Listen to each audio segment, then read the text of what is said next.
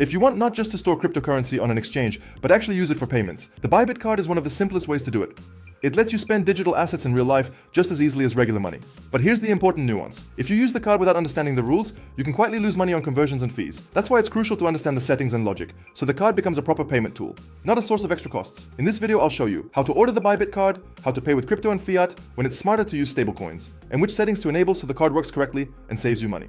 This way, you can turn crypto from a storage asset into a convenient tool for everyday spending, while avoiding unnecessary losses. What is the Bybit card? To avoid confusion, let's clarify right away. The Bybit card is a Mastercard debit card, not a credit card.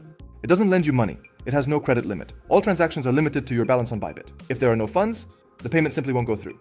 You can pay in two ways: with fiat, if supported in your region, or with cryptocurrency stored in your account. The card comes in two formats: a virtual card, which can be instantly connected to online payments, and a physical card, the familiar plastic version for offline purchases. Functionally, they're identical. The only difference is whether you need the plastic or if the virtual version is enough. So the Bybit card is a convenient tool that links your crypto balance to real-world spending, letting you use digital assets in everyday life just as easily as traditional money.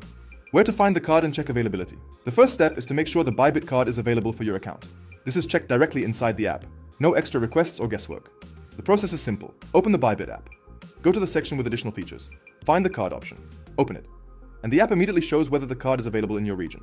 If available, you'll see the application screen and can start the issuance process. If not, the app will tell you directly. No hidden conditions. So, card availability is always checked instantly and transparently. No preliminary requests, no waiting, no guessing. Everything is visible right inside your account. Virtual and physical Bybit card. It's important to understand right away.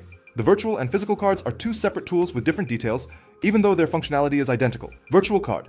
Issued the fastest, free of charge, perfect for online payments, subscriptions, and mobile transactions. In most cases, the virtual card is more than enough for everyday tasks, from services and apps to online shopping. Physical card, the familiar plastic version, delivered by mail. Issuance may have a fee depending on region and program. It's convenient for those who want a real card in their wallet and prefer offline payments.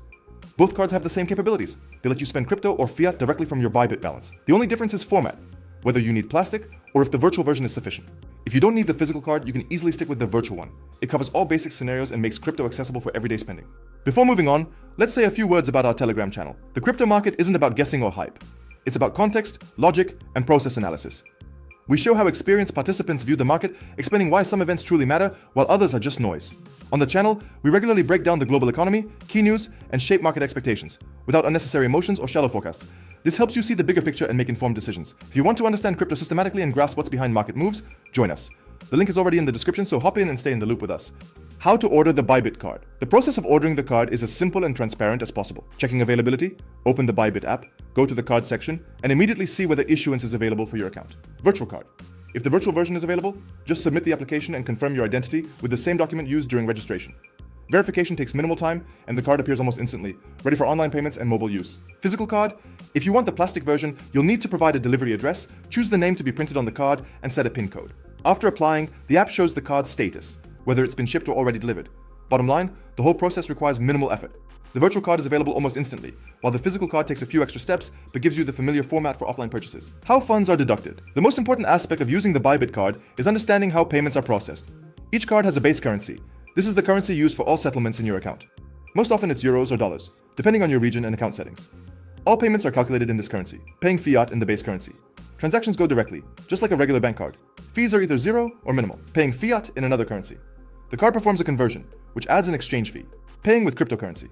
The scheme is always the same. Crypto is automatically converted into fiat, then the payment is processed. At this stage, you pay a crypto conversion fee, and if needed, an additional currency exchange fee. Practical tips. To minimize costs, keep fiat in the card's base currency, use stablecoins that convert easily, or sell crypto on spot in advance and spend fiat. This way, you control the rate and avoid extra fees.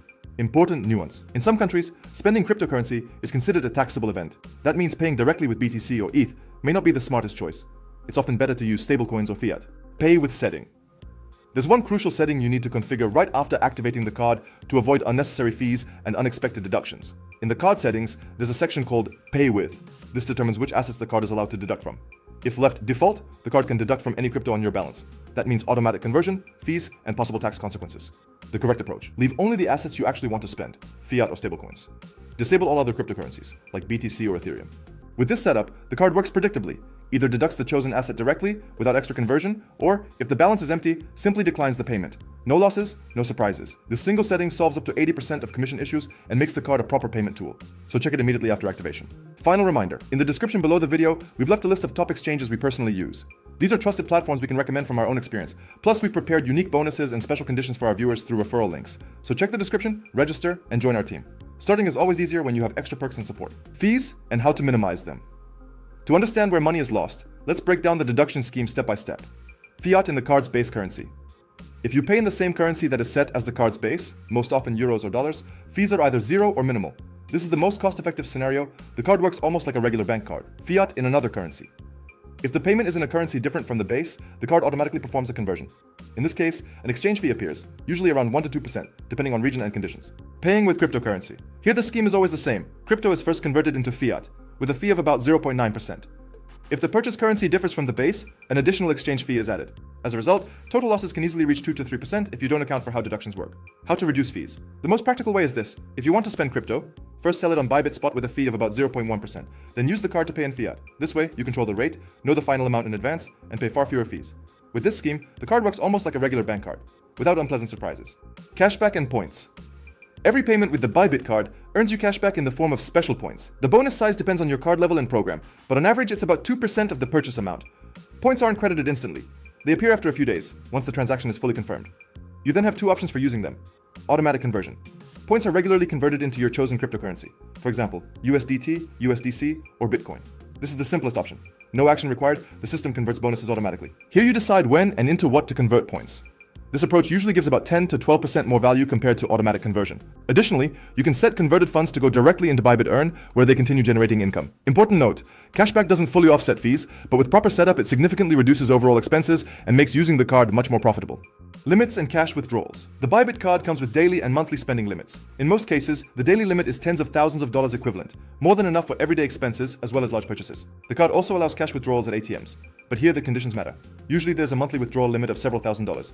Each withdrawal carries a fee of about 2 to 3%, plus any possible ATM fees. Because of this, the card is better suited for paying for goods and services rather than regular cash withdrawals.